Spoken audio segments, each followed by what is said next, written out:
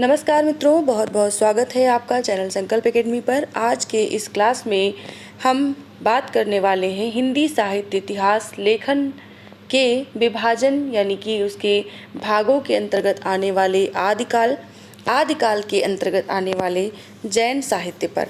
यानी कि आदिकाल का एक पार्ट है ये। इसके अंतर्गत कई सारे साहित्य लिखे गए, जिनमें से एक साहित्य है जैन साहित्य। इसमें रास, फागु, चरित आदि शैलियों के विकास हुए हैं और इनसे संबंधित ही यहाँ पर हम प्रश्न उत्तर लेने वाले हैं। चलिए शुरू करते हैं आज की इस क्लास को। मैं वंदना पांडे आप सभी का एक बार फिर से हार्दिक स्वागत और अभिनंदन करती हूँ। और ज़्यादा समय न लेते हुए सबसे पहले तो हम आज के प्रश्नों की श्रृंखला को शुरू करते हैं। आपको एक बार पुनः बता दें शुरू करने से पहले कि हम यहाँ पर बहुविकल्पीय प्रश्नों को ले रहे हैं। इन बहुविकल्पीय प्रश्नों के अंतर्गत हर दिन रात 9 बजे एक टॉपिक पर हम डिस्कस करते हैं, यानी कि उनके बनने वाले सभी प्रश्नों को लगभग हम टच करते हैं। जैसे कि जैन साहित्य की बात करें तो इसमें भी लगभग हम 80-90 के आसपास प्रश्नों को लेने वाले हैं। तो इन सभी प्रश्नों के माध्यम से आप अपनी तैयारी को और सुदृढ़ बनाएं, मजबूत बनाएं और अपने लक्ष्य को पाने के लिए एक सीढ़ी और चढ़ें, यही मेरी अभिलाषा है। आप सभी लोग वीडियो देखने आते हैं, यानी कि चैनल पर आते हैं, विजिट करते हैं, वीडियोस को पसंद करते हैं, अपने अच्छे कमेंट करते हैं और हमें बहुत बेहतर सुझाव देते हैं। इसके लिए आप सभी का बहुत बहुत आभार और धन्यवाद। चलिए हम शुरू करते हैं अपनी क्लास को।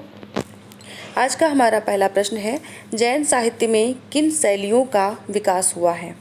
जैन साहित्य में किन शैलियों का विकास हुआ है? तो इसका सही उत्तर है रास, फागु और चरित।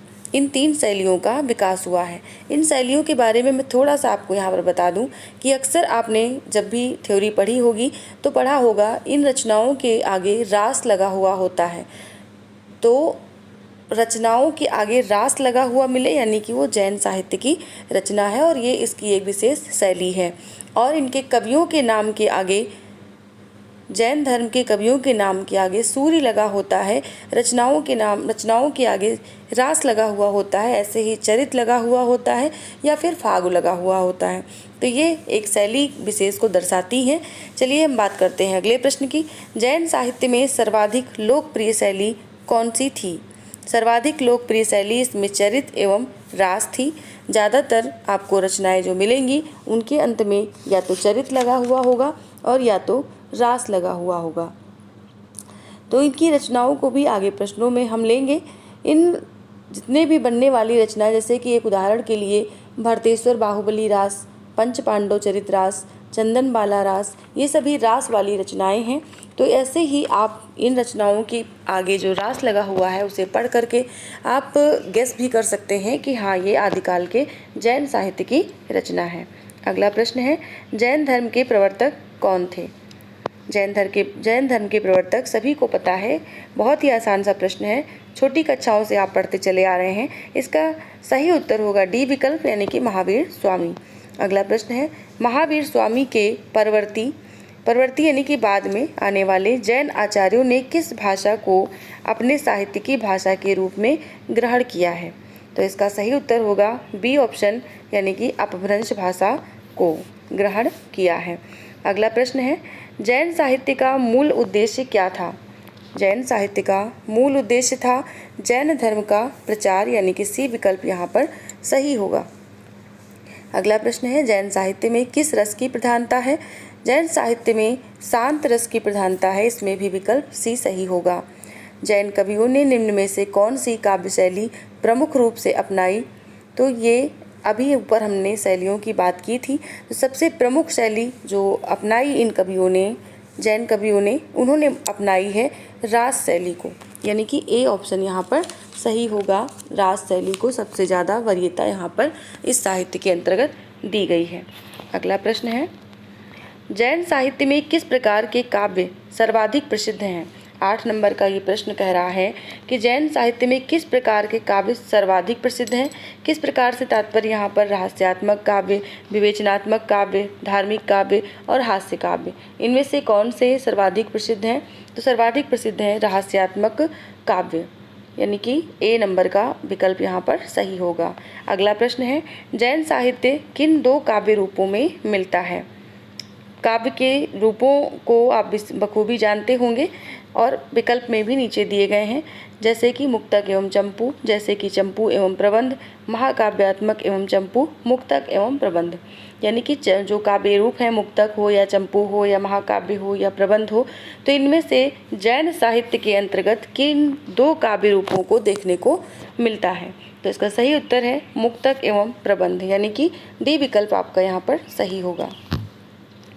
अगला प्रश्न है, प्रबंध काव्यों में किसके जीवन की गाथा पाई जाती है? तो ए विकल्प यहाँ पर सही होगा, यानी कि तीर्थंकरों की गाथा पाई जाती है। इसमें तीर्थंकरों के जीवन की गाथा पाई जाती है, जैसे कि महावीर स्वामी एक तीर्थंकर हैं। तो ऐसे ही इसके जो 24 तीर्थंकर शुरू में हुए, तो उन सब की गाथाएँ लगभग इस साहित्य के अंतर्गत मिलती हैं, जो कि आदिकाल के अंतर्गत आता है। 11वां प्रश्न पूछ रहा है कि श्रावकों के चरित्र और जैन जातक कथाएं किस कोटि के जैन साहित्य में मिलती हैं? किस प्रकार के साहित्य में ये कथाएं मिलती हैं? तो इसका सही उत्तर होगा प्रबंध काव्यों में, यानी कि सी विकल्प में ये आएगा। अगला प्रश्न है, रास नाम से पदबद्ध की गई हैं। रास नाम से पदबद्ध की गई हैं क्या? तो विकल्प सारे देखने पड़ेंगे यहाँ पर। तो पहला विकल्प कह रहा है कि जैन तीर्थंकरों के जीवन चरित्र तथा वैष्णव अवतार की कथाएं, यानी कि पदबद्ध में क्या किया गया है? जैन तीर्थंकरों का जीवन चरित्र, वैष्णव अवतार की कथाएं, या नाथों की हठयोग संबंधी मुद्राएं, या सिद्धों के नारी भोग का वर्णन, या जैन धर्म का प्रचार प्रसार। तो इसमें जो सही उत्तर होगा वो है ए, यानी कि जैन तीर्थंकरों के जीवन चरित्र, वैष्णव अवतार की कथाएं इसके संबंध में, यानी कि पदबद्ध की गई, इनके ऊपर काव्य लिखे गए हैं। अगला प्रश्न है, जैन भिक्षुक ताल देकर किसका गायन करते थे?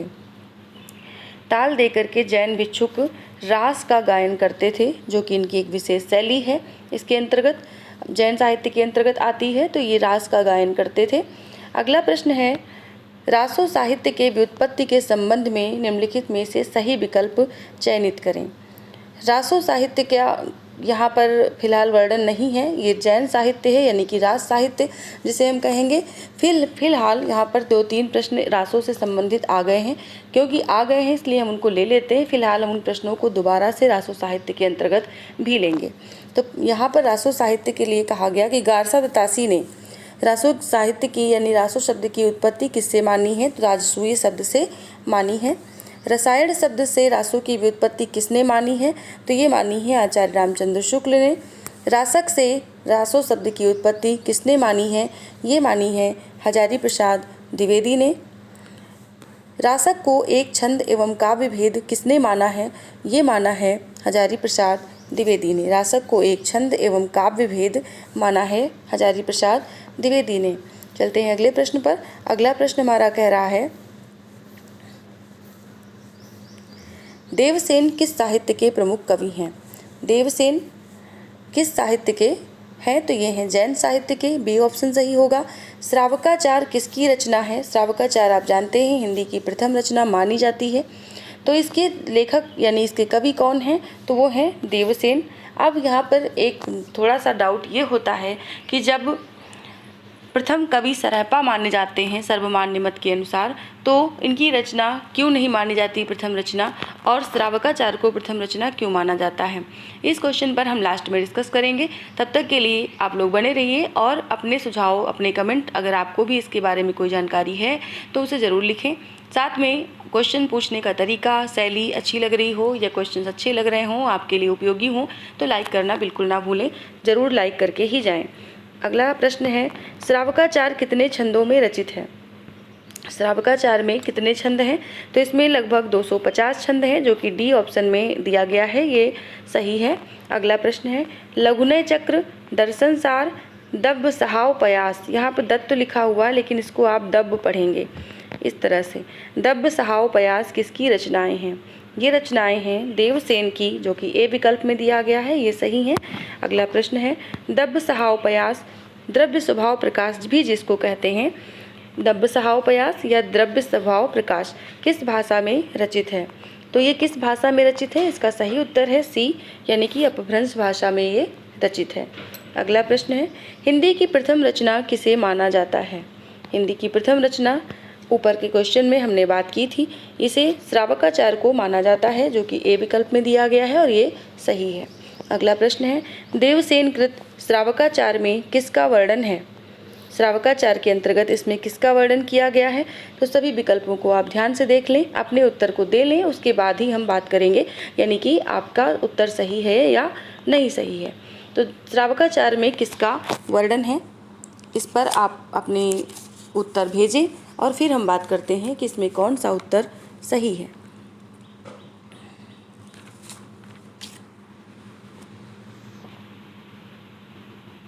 चलिए सही उत्तर यहाँ पर ले लेते हैं। इसमें श्रावक धर्म का प्रतिपादन किया गया है, इसलिए ये रचना महत्वपूर्ण हो जाती है। श्रावकाचार में जैसे कि श्रावक शब्द आपको दिख रहा है, इसके आधार पर हम इसी को सही उत्तर मान रहे हैं। आपके अनुसार इसमें सही उत्तर क्या होगा, इन चारों विकल्पों को ध्यान से देख लें और इसके बाद में अपने सुझाव, अपने कमेंट, अपने उत्तर कमेंट सेक्शन में जरूर लिखें। नेक्स्ट है, लक्ष्मीचंद नामक प्रसिद्ध जैन थे। लक्ष्मीचंद नामक प्रसिद्ध जैन कौन थे? तो ये थे देवसेन, यानी कि ए विकल्प यहाँ पर सही होगा। अगला प्रश्न है, आदिकालीन हिंदी साहित्य में ग्रंथ के रूप में प्रथम रचना कौन सी मानी जाती है? तो ये आदिकालीन हिंदी साहित्य में, यानी आदिकालीन जो हम पढ़ रहे हैं ये जैन साहित्य, ये भी आदिकालीन ही है। तो इसके अंतर्गत प्रथम रचना जो भी आती है वो कौन सी है? तो वो है श्रावकाचार। अगला प्रश्न है, श्रावकाचार रचना को जाना जाता है, किस रूप में जाना जाता है?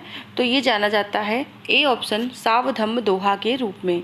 अगला प्रश्न है, जो जिड़ सासड़ भास्यु सो कही कहियो सारु, जो पाले सई भाव करि सो सरि पावई पारु। इन पंक्तियों में ये पंक्तियाँ किसकी हैं? एक बार फिर से देख लीजिए। जो जिड़ सासड़ भास्यु सो कही कहियो सार, जो पाले सई भाव करि सो सरि पावई पारु। उपयुक्त पंक्तियाँ किसकी हैं? तो ये पंक्तियाँ हैं सी ऑप्शन देवसेन की। अगला प्रश्न है, असंगत चुनिए। इनमें से असंगत चुनना है, तो सभी विकल्पों को ध्यान से देखिए और आपके अनुसार जो भी सही उत्तर है उसे ज़रूर लिखें। अगले देखिए, दोहा कोश किसकी रचना है? सरैपा की। देवसेन की रचना है श्रावकाचार। योगसार किसकी रचना है? जोइंदु की। तो यहाँ पर बची कौन? पंच पांडव रास, जो कि ज्योतिरीश्वर ठाकुर दिया गया है, ये यहाँ पर सही नहीं है, यानी कि डी ऑप्शन यहाँ पर असंगत है, ये गलत है। अब यहाँ बात कर लेते हैं पंच पांडव रास की। तो ये रचना वैसे है किसकी? तो इसका सही उत्तर है शालिभद्र सूरि। शालिभद्र सूरि। शुरुआत में ही मैंने बताया था, जो जैन कवि हैं उन्होंने लगभग अधिकांश कवियों ने अपने नाम के आगे सूरि लगाया हुआ है। तो शालिभद्र सूरि आप जैसे देखेंगे अगली बार से आपको ध्यान रहेगा कि ये एक जैन कवि हैं जो कि आदिकालीन साहित्य के अंतर्गत आते हैं। अगला प्रश्न है, अपभ्रंश व्याकरण के रचयिता कौन है? अपभ्रंश व्याकरण के रचयिता यहाँ पर कौन माने गए हैं? तो ये हैं हेमचंद जी। सी विकल्प सही है। अगला प्रश्न है, जैन साधुओं ने अपने मत का प्रचार किस माध्यम से किया? जैन साधुओं ने अपने मत का प्रचार कविता के माध्यम से किया है, जो कि बी विकल्प में दिया गया है। अगला प्रश्न है, रास काव्य परंपरा में प्राचीनतम ज्ञात ग्रंथ कौन सा है? रास काव्य परंपरा के अंतर्गत प्राचीनतम जो ज्ञात ग्रंथ है वो कौन सा है? तो वो है रिपुदारड़ रास। डी ऑप्शन जो प्राचीनतम ग्रंथ है इसके अंतर्गत वो है रिपुदारड़ रास। अगला प्रश्न है, रिपुदारड़ रास किस भाषा में लिखा गया है? इसकी भाषा क्या है? तो इसकी भाषा है संस्कृत, जो कि बी विकल्प में है। बी विकल्प यहाँ पर सही हो जाता है। इसके बाद अगला प्रश्न कह रहा है कि रिपुदारड़ रास का समय दशरथ ओझा ने क्या माना है? दशरथ ओझा के अनुसार रिपुदारड़ रास का समय क्या माना गया है? तो ये माना गया है ए ऑप्शन 905 ईस्वी। अगला प्रश्न है, रिपुदारड़ रास में किन तत्वों का मिश्रण है? इसमें यहाँ पर तत्व दिए गए हैं हर विकल्प के अंतर्गत 2 या 3 जो भी, तो उनके आधार पर, विकल्पों के आधार पर आपको ये बताना है कि इसमें किन तत्वों का मिश्रण मिलता है रिपुदारड़ रास में। तो यहाँ पर ये मिलता है ए ऑप्शन, यानी कि अभिनय, नृत्य, गान, ये तीनों तत्वों का मिश्रण रिपुदारड़ रास रचना के अंतर्गत मिलता है। अगली रचना है उपदेश रसायन रास। ये किसकी रचना है? उपदेश रसायन रास के रचनाकार कौन है? तो उत्तर है जिनदत्त सूरि। ये जैन कवि हैं। सूरि इनके नाम के आगे भी आपको दिख रहा है। तो यहाँ पर जिन दत्त सूर्य की रचना हो गई उपदेश रसायन रास। अब प्रश्न है, अपभ्रंश भाषा का सर्वप्रथम रास ग्रंथ कौन सा है? तो अपभ्रंश भाषा में रचा गया, क्योंकि इसके पहले जो आपने पढ़ा रिपुदारण रास, वो संस्कृत भाषा में लिखा गया था। मतलब रिपुदारण रास है तो प्राचीनतम रचना रास काव्य परंपरा की, लेकिन वो संस्कृत भाषा में लिखी गई है। अब यहाँ बात हो रही है अपभ्रंश भाषा के सर्वप्रथम रास ग्रंथ की, तो वो है उपदेश रसायन रास, यानी कि सी विकल्प यहाँ पर सही हो जाएगा। अगला प्रश्न है, अपभ्रंश भाषा का दूसरा रास या रासक काव्य कौन सा है? दूसरा रासक है इसमें संदेश रासक, सी, जिसे कि स्नेह रासक भी कहते हैं। और इसके बाद अगला प्रश्न है, पंच पांडव चरित रास के लेखक कौन हैं? तो पंच पांडव चरित रास के लेखक हैं सालभद्र सूरि द्वितीय। सालभद्र सूरि द्वितीय इसके लेखक हैं, यानी कि रचनाकार हैं पंच पांडव चरित रास के। अगला प्रश्न है,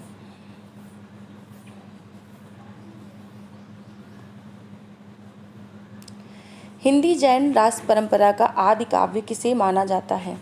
हिंदी जैन रास परंपरा का आदि काव्य माना जाता है भरतेश्वर बाहुबली रास को। यहाँ भारतेश्वर लिखा हुआ है, इसमें सिर्फ भा है, भा पढ़िएगा, भरतेश्वर बाहुबली रास। अगला प्रश्न है, श्रावकाचार को हिंदी की प्रथम रचना किसने माना?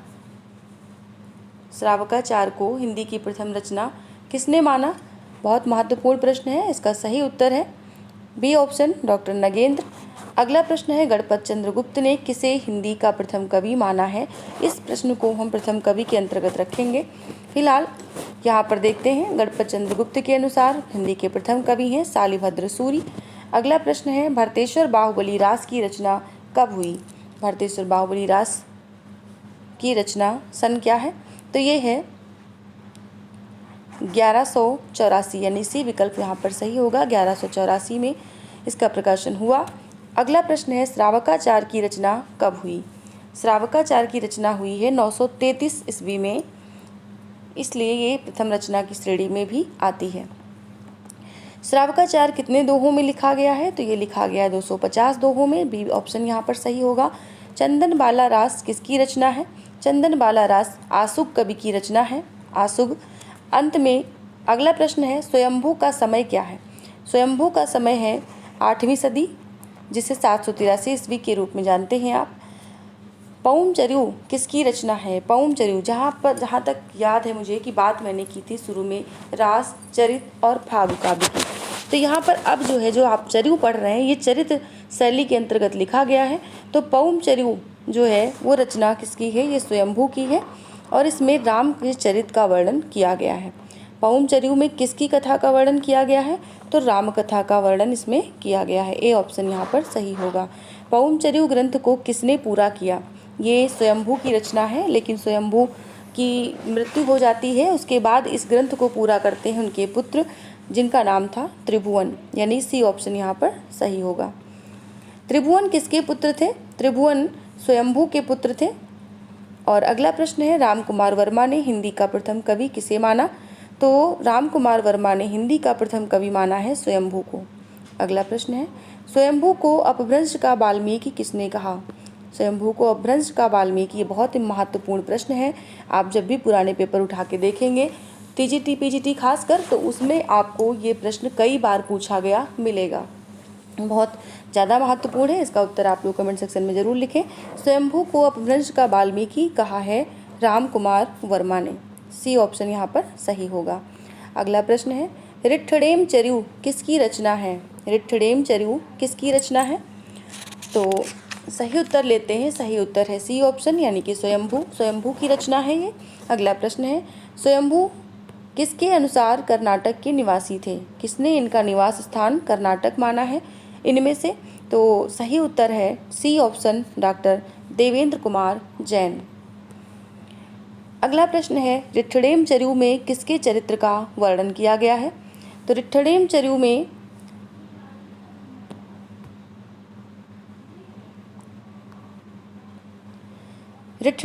में कृष्ण चरित्र का वर्णन किया गया है, जो जन्म से लेकर विवाह तक किया गया है। और अगला प्रश्न है, डॉक्टर भयाड़ी के अनुसार स्वयंभू को माना गया है, क्या माना गया है? तो कालिदास माना गया है। संस्कृत कवि, प्रसिद्ध कवि महाकवि कालिदास, उन्हें स्वयंभू को कालिदास माना गया है। अगला प्रश्न है पुष्पदंत का समय है। पुष्पदंत भी जैन कवि हैं। पुष्पदंत का समय क्या है? इनका समय है 10वीं सदी। पुष्पदंत जैन होने से पहले क्या थे? प्रश्न बहुत इंपॉर्टेंट है कि पुष्पदंत जैन धर्म को स्वीकार करने से पहले क्या थे? तो ये शैव थे। ये भी महत्वपूर्ण प्रश्न है, इसको आप लोग जरूर ध्यान रखें। अगला प्रश्न है महापुराण किसकी रचना है? महापुराण पुष्पदंत की रचना है। अगला प्रश्न है महापुराण ग्रंथ में कितने महापुरुषों की जीवन घटनाओं का वर्णन किया गया है? तो महापुराण में 63, सी ऑप्शन, 63 महापुरुषों की जीवन घटनाओं का वर्णन किया गया है, इसलिए इसे 63 महापुराण भी कहा जाता है। आपने पढ़ा होगा तो आपको जरूर ये लाइन मिली होगी कि 63 महापुराण की रचनाकार कौन है? तो पुष्पदंत है। और 63 महापुराण से इसीलिए कहा गया क्योंकि इसमें 63 महापुरुषों के जीवन की घटनाओं को वर्णित किया गया है। अगला प्रश्न है पुष्पदंत ने स्वयं को क्या कहा है? स्वयं को पुष्पदंत ने क्या कहा है? तो इन्होंने अपने आप को कहा है अभिमान मेरु। सी ऑप्शन यहाँ पर सही होगा, अभिमान मेरु।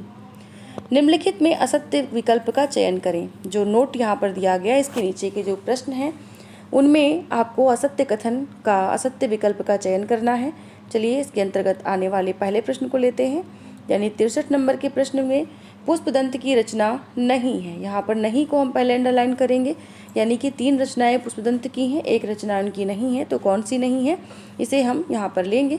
तो महापुराण, रय कुमार चर्यु जिसे नाग कुमार चर्यु भी कहते हैं, जसहर चर्यु, ये तीनों रचनाएं पुष्पदंत की हैं। तो बचती है भविष्यत कहा। डी ऑप्शन यहाँ पर असत्य है। भविष्यत कहा धनपाल की रचना है। धनपाल कवि की रचना है भविष्यत कहा। अगला प्रश्न है, इसमें भी आपको असंगत बताना है। तो असंगत इसमें क्या है देख लीजिए। जिन धर्म सूरी किसकी रचना है? स्थूलभद्र रास की। विजय सेन सूरी रेवंत गिरिरास, मतलब जिन धर्म सूर की रचना है स्थूलभद्र रास। विजय सेन सूर की रचना है रेवंत गिरिरास। सुमतिगढ़ की रचना है नेमिनाथ रास। कनकामर मुनि की रचना गौतम स्वामी रास। तो यहाँ पर ये ऑप्शन गलत है क्योंकि कनकामर मुनि की रचना जो है वो गौतम स्वामी रास नहीं है बल्कि करकंड चर्यु है। इसे भी आप अपने पास नोट कर सकते हैं, करकंड चर्यु है। नोट करने की बात से मुझे याद आया, कल एक सज्जन ने कमेंट किया था कि जो भी प्रश्न यहाँ पर हल कराए जा रहे हैं क्या उन्हें अपने पास इसको नोट डाउन करके पढ़ना चाहिए, क्या अपने पास इन प्रश्नों को लिख लेना चाहिए। तो मैं आपसे यही कहूँगी, आपको जो भी प्रश्न अच्छे लगे उनको लिखने में कभी भी कोई भी बुराई नहीं है, लेकिन अगर आप इन प्रश्नों को लिखा लिखाया पाना चाहते हैं तो ये मार्केट में किताब उपलब्ध है हिंदी सम्यक समाधान के नाम से। इसे मैंने ही प्रकाशित कराया है, ये मेरी स्वयं की लिखी किताब है और आप इसमें अच्छे अच्छे प्रश्नों का संकलन पाएंगे। हाँ, क्योंकि मेरा ये पहला प्रयास था किताब लिखने छपवाने का, तो इसमें कुछ गलतियाँ हैं। गलतियाँ इतनी हैं, आंसर में गलतियाँ आपको नहीं मिलेंगी। हाँ, इतनी गलतियाँ ज़रूर हैं कि किसी टॉपिक का क्वेश्चन किसी अन्य टॉपिक में छप गया है, तो इस पर हम काम कर रहे हैं। इसमें अगले संस्करण में हम इसको सही कराने का पूरा प्रयास करेंगे। फिलहाल इस वीडियो के इन वीडियोज़ के माध्यम से जो कि इस पुस्तक पर आधारित हैं उनमें हमारी कोशिश यही है कि जितने भी अशुद्धियाँ कहीं भी किताब में मिल रही हैं, कोई भी गलती मिल रही है तो उसे हम अपने इस वीडियो लेक्चर में सही करवा दें। चलिए, आपको उम्मीद है आपका जवाब मिल गया होगा। अगला प्रश्न है,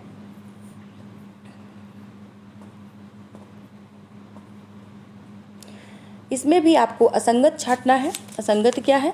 तो स्वयंभू छंद पुष्पदंत की रचना।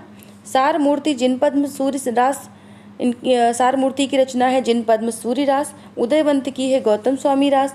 कनकामर मुनि की रचना है करकंड चर्यु। तो यहाँ पर आपको असत्य क्या दिख रहा है? वो है स्वयंभू छंद, जो कि पुष्पदंत की रचना नहीं है, यानी कि ए ऑप्शन यहाँ पर असंगत है। तो पुष्पदंत की रचना है महापुराण और स्वयंभू छंद रचना जो है वो स्वयंभू की है। अगला है, इसमें भी असंगत छांटना है 66 नंबर के प्रश्न में। इसमें देखिए, धनपाल का समय 10वीं सदी, पुष्पदंत का समय 10वीं सदी, हेमचंद्र का समय 12वीं सदी, स्वयंभू का समय 6वीं सदी। इसमें से असत्य कौन सा है आपको ये बताना है। तो उम्मीद है अब तक कि आपके कमेंट आ गए होंगे, यानी आपने अपने आंसर को यहाँ पर लिख दिया होगा।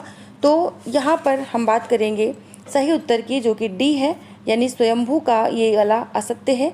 इनका समय 6वीं सदी न होकर के 7वीं सदी है, यानी 783 ईस्वी के आसपास इनका जन्म हुआ था। इनका समय 8वीं शताब्दी माना गया है और 783 ईस्वी के आसपास इनका जन्म हुआ था।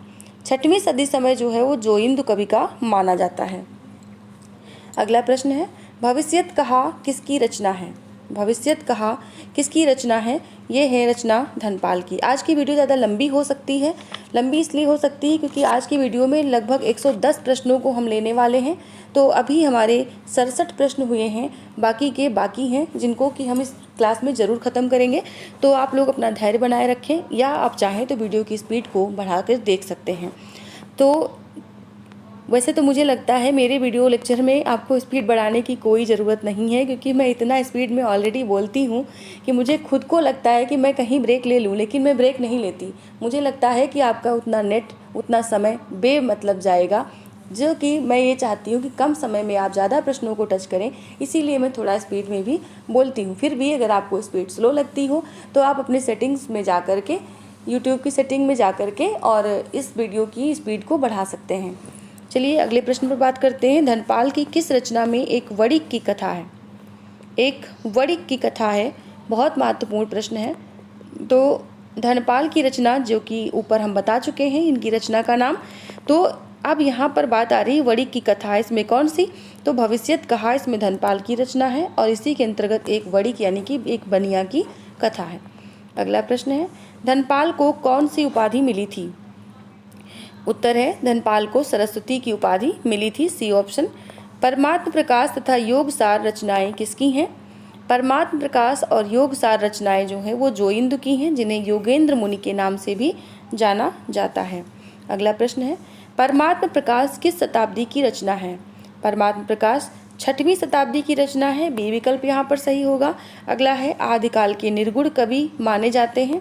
आदिकाल में भी निर्गुण कवि कुछ मिले हैं, तो उनमें से कौन है?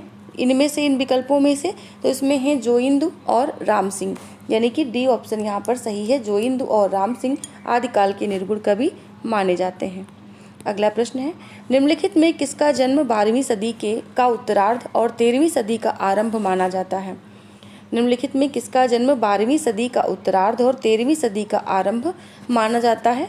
ये है अदहमाड़। यहाँ पर गलत लिखा हुआ है, इसको आप इस तरह से पढ़ सकते हैं, अदहमाड़, जिनका दूसरा नाम है, वास्तविक नाम है अब्दुल रहमान।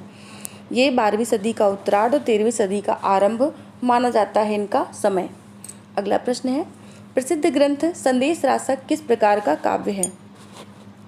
ये एक खंड काव्य है, जो कि सी विकल्प यहाँ पर सही होगा। अगला प्रश्न है, विक्रमपुर की वियोगिनी का विरह वर्णन किस रचना में है?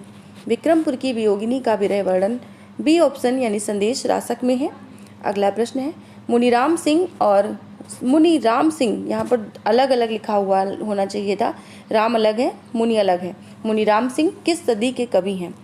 तो ये हैं 11वीं सदी के कवि, यानी सी विकल्प यहाँ पर सही हो जाएगा। अगला प्रश्न है, पाहुड़ दोहा का शाब्दिक अर्थ क्या है? पाहुड़ दोहा का शाब्दिक अर्थ क्या होगा? तो यहाँ पर होगा दोहों का उपहार, यानी कि बी विकल्प सही होगा। अगला प्रश्न है, हिंदी दोहा काव्य परंपरा का विकास किस रचना से हुआ? तो हिंदी काव्य परंपरा का विकास हुआ है पाहुड़ दोहा से। अब यहाँ पर एक बात मैं बीच में आपको ज़रूर बोलना चाहूँगी कि आप लोग इस टॉपिक को, जो कि जैन साहित्य पर बनने वाले लगभग सभी प्रश्नों को हम ले रहे हैं, तो इसमें ज़्यादा धैर्य बनाने की आपको आवश्यकता है। टॉपिक लंबा है और प्लस यहाँ से महत्वपूर्ण प्रश्नों को उठा करके आप अपने पास शॉर्ट नोट्स बना सकते हैं। दूसरी चीज़, ये जो क्लास हम कर रहे हैं ये स्पेशल टीजीटी और पीजीटी के लिए चलाई जा रही है, यानी ये जो आप क्वेश्चन यहाँ पर सॉल्व कर रहे हैं ये विशेष रूप से टीजीटी और पीजीटी में पूछे जाते हैं। तो अगर आप लोग यूपी टीजीटी पीजीटी भरे हुए हैं, इसका आवेदन किए हुए हैं, तो आप इस चैनल पर बने रहें, यानी इन वीडियोज़ को देखें। और अगर आप नेट की तैयारी कर रहे हैं तो मेरे चैनल पर डिस्क्रिप्शन बॉक्स में, खासकर इस वीडियो के डिस्क्रिप्शन बॉक्स में, आपको नेट से संबंधित इकाइयों की वीडियोज़ मिल जाएंगे। नेट की, नाटक की इकाई, उपन्यास की, कहानी की, इस प्रकार से जो भी काव्य की, वो आपको वीडियो के लिंक वहाँ पे मिल जाएंगे। अगला प्रश्न है, सिद्ध हेमचंद्र किसके राज्याश्रित कवि थे? तो सिद्ध हेमचंद्र जो हैं वो सिद्धराज सोलंकी, सी ऑप्शन, सिद्धराज सोलंकी के राज्याश्रित कवि थे हेमचंद्र जी। अगला प्रश्न है, हेमचंद्र के व्याकरण ग्रंथ का नाम क्या था?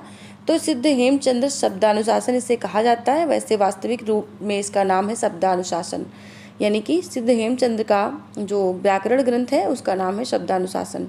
अगला प्रश्न है, निम्नलिखित में से कौन सा ग्रंथ संस्कृत, प्राकृत तथा अपभ्रंश, संस्कृत, प्राकृत तथा अपभ्रंश इन तीनों के योग से बना है?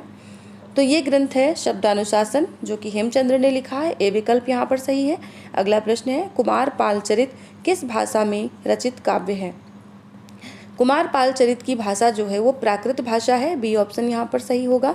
अगला प्रश्न है, देशी नाम माला, छंदानुशासन, द्वयाश्रय काव्य किसकी रचनाएं हैं? देशी नाम माला, छंदानुशासन, द्वयाश्रय काव्य, ये सारी रचनाएं सिद्ध हेमचंद्र की हैं, सी ऑप्शन यहाँ पर सही होगा। अगला प्रश्न है, कलिकाल सर्वज्ञ किसे कहा जाता है? कलिकाल सर्वज्ञ कहा जाता है हेमचंद्र को, सी विकल्प यहाँ पर सही होगा। अगला प्रश्न है, प्राकृत का पाणिनि किसे कहा जाता है? बहुत ही ज़्यादा महत्वपूर्ण प्रश्न।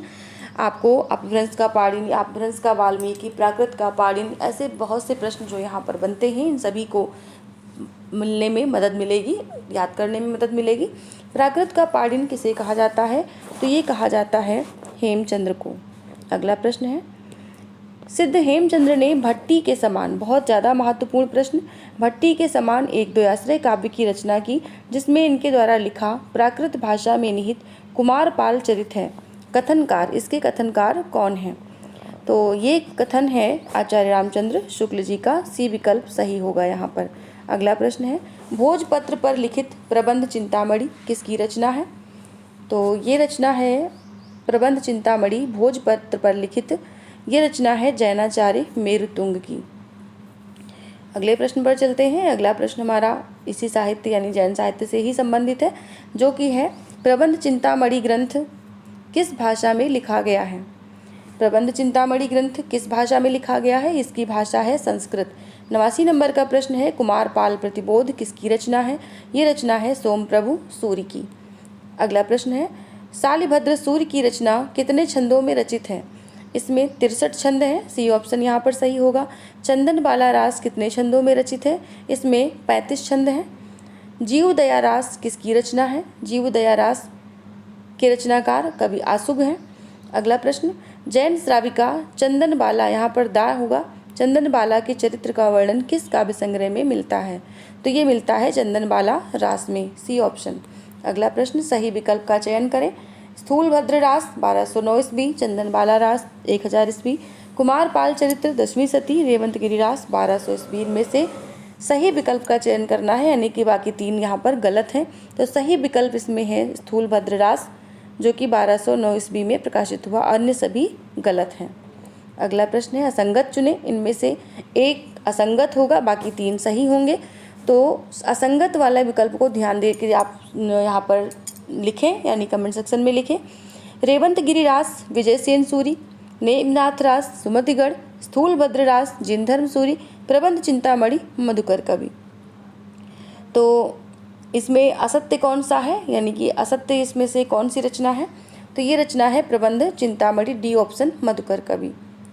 और ये प्रबंध चिंतामणि रचना किसकी है, ये आप हमें कमेंट करके ज़रूर बताएं कि ये रचना किसकी है।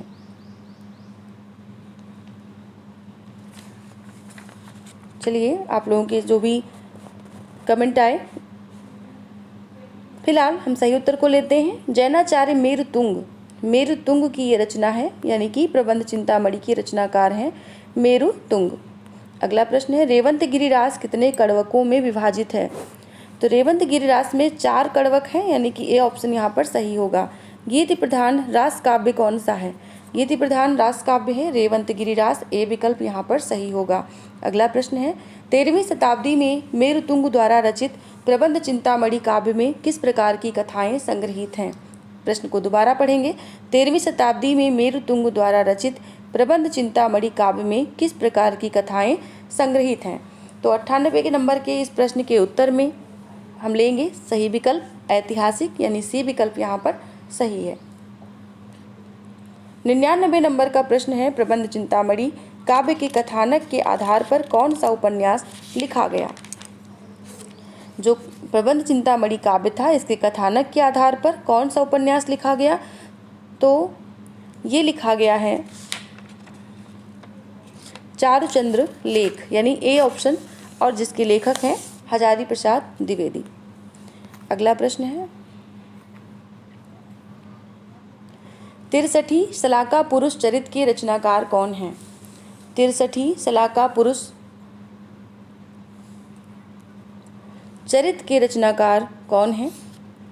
100 नंबर के इस प्रश्न के विकल्पों को आप ध्यान से पढ़ें और अपने सही उत्तर को यहाँ पर दें।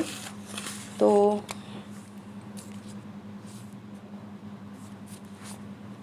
सही उत्तर है हेमचंद्र, सी ऑप्शन सही है। कौन सी रचना स्वयंभू की नहीं है इनमें से, तो महापुराण नहीं है, जो कि पुष्पदंत की रचना है। ये प्रश्न NVS प्रवक्ता परीक्षा 2014 में पूछा गया था। अगला प्रश्न है, महापुराण के रचनाकार हैं। महापुराण से संबंधित जो प्रश्न बने हैं उन्हें हम सन के साथ यहाँ पर आपको दे रहे हैं। TGT परीक्षा 2016 में ये प्रश्न पूछा गया था कि महापुराण के रचनाकार कौन है, तो ये हैं बी ऑप्शन पुष्पदंत। निम्नलिखित में कौन सी रचना पुष्पदंत की नहीं है, तो इसमें से कौन सी रचना नहीं है, तो ये है पउमचर्यू। पउमचर्यू रचना पउमचरियम के नाम से भी जानी जाती है और ये रचना है स्वयंभू की, यानी कि सही उत्तर होगा स्वयंभू, जो कि NVS प्रवक्ता परीक्षा 2014 में ये प्रश्न पूछा गया। अगला प्रश्न है, अपभ्रंश का भवभूति किसे माना जाता है। ऑप्शन आपके सामने है, आपका सही उत्तर का मुझे इंतजार है। PGT परीक्षा 2010 में ये प्रश्न पूछा गया था, अपभ्रंश का भवभूति किसे माना जाता है। तो इसका जो सही उत्तर है वो है पुष्पदंत को माना जाता है, बी ऑप्शन। अगला प्रश्न है, इनमें से किस ग्रंथ में लिखा है कि अग्नि परीक्षा के बाद सीता जैन धर्म में दीक्षित हो जाती हैं। 105 नंबर के इस प्रश्न का उत्तर आप लोगों का अभी तक आ चुका होगा। डी ऑप्शन यहाँ पर सही है, पउमचर्यू। पउमचर्यू में अग्नि परीक्षा के बाद सीता को जैन धर्म में दीक्षित हो जाना बताया गया है। अगला प्रश्न है, अपभ्रंश का वाल्मीकि किसे कहा जाता है। ये प्रश्न रिपीटेड है, अपभ्रंश का वाल्मीकि किसे कहा जाता है, तो इसका जो सही उत्तर है वो है डी, यानी स्वयंभू को। अगला प्रश्न है, निम्न में से किस कवि को अपभ्रंश का वाल्मीकि कहा जाता है। रिपीटेड क्वेश्चन इसलिए है क्योंकि इसके सन भी हम आपको दिखा रहे हैं कि कितना महत्वपूर्ण प्रश्न है, कितनी बार परीक्षाओं में पूछा गया है। ऊपर भी ये PGT परीक्षा 2005 में पूछा गया था और यहाँ पर ये PGT परीक्षा 2013 का प्रश्न है। इसका सही उत्तर है अपभ्रंश का वाल्मीकि जो कहा जाता है वो है डी ऑप्शन, यानी कि स्वयंभू। अगला प्रश्न, पउमचर्यू की रचना किसने की, तो इसका भी सही उत्तर है स्वयंभू, यानी कि सी ऑप्शन। अगला प्रश्न है, स्वयंभू की कृति का नाम है, क्या नाम है स्वयंभू की कृति का निम्न विकल्पों में से, तो ये रचना है पउमचर्यू। आश्रम पद्धति प्रवक्ता परीक्षा 2009 के अंतर्गत ये प्रश्न ऐसा ही पूछा गया था। अगला प्रश्न है, स्वयंभू को हिंदी का प्रथम कवि किसने माना। तो PGT परीक्षा 2009 में ये पूछा गया है, स्वयंभू को हिंदी का प्रथम कवि माना है राम कुमार वर्मा ने, जो कि ए विकल्प में यहाँ पर सही हो जाता है। 110 प्रश्न आज की इस क्लास में हम लोगों ने किए, जो कि सभी जैन साहित्य पर आधारित थे। जैन साहित्य यानी कि आदिकालीन साहित्य परंपरा के अंतर्गत आने वाली एक विशेष धारा।